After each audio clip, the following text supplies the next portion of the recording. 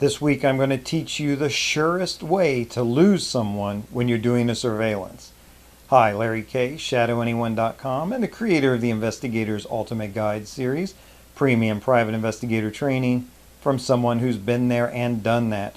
And this is specifically, this week is about surveillance. You know, I have the Investigator's Ultimate Guide to Surveillance. It's a 2 DVD set that you can get at ShadowAnyone.com. But I want to share with you, this is a real problem that you're going to run into if you do surveillances. And because a lot of people, if you're not involved in this line of work, if you've just watched a lot of TV type things, you think a lot of this happens at night. We do surveillances at night, in the middle of the night. And yes, we do plenty of surveillances at night. But think about it. We do an awful lot during the day, and specifically think in terms of like a workers' compensation case. You know, we're not necessarily going to be out at 10 o'clock at night watching this person.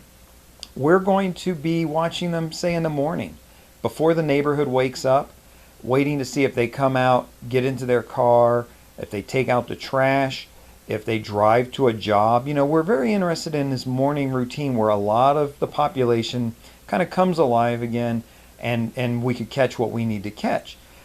So here's the thing. In the morning, and this will just drive you up the wall. If you're an investigator who does this stuff, you'll immediately just understand what I'm talking about. The surest way to lose someone on a surveillance is to get stuck behind a school bus. Now, it's very difficult to avoid this because it's just one of those things. But here's what you can be aware of. When you're working on the morning and you're watching a particular house or residence, and you see the kids and the parents, and that's what they do nowadays. The parents come out and stand with the kids at the bus stop.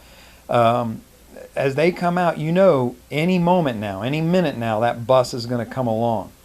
Kind of be aware of that. Maybe that will help you to be a little bit more prepared if your subject moves at right that exact moment.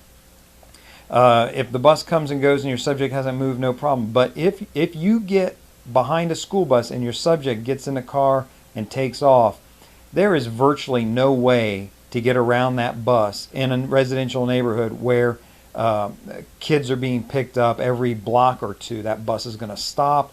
They're going to put out the sign, and by state law, you're going to have to stuck. You're going to lose your subject. Maybe you'll get a sympathetic bus driver will see you back there and will allow you the few moments to pass them. But be very careful because there are children around.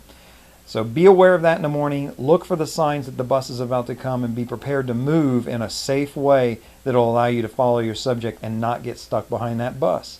This is Larry Kaye, ShadowAnyone.com. Remember, do the right thing, even if it's the hard thing.